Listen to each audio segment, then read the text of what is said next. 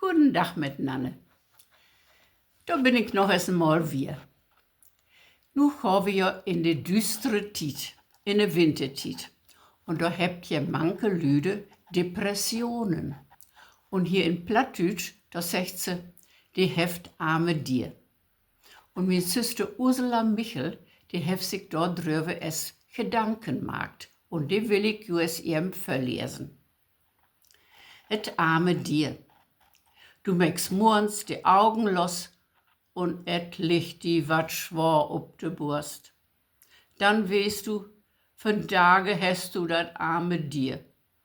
An liebsten bliebst du liegen, bist doch de nix zu gebruken, nicht eine Fröch wat no die. Et geit auch ohne die.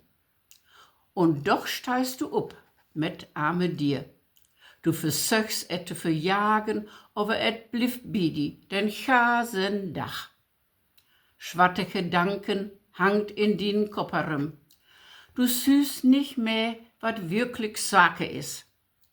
Und wenn auch Dutzlüde secht, sie hirn dat auch mangs, dat arme dir, du glöfst et ihr nicht, wegen dat sie doch immer so kriegelt sind.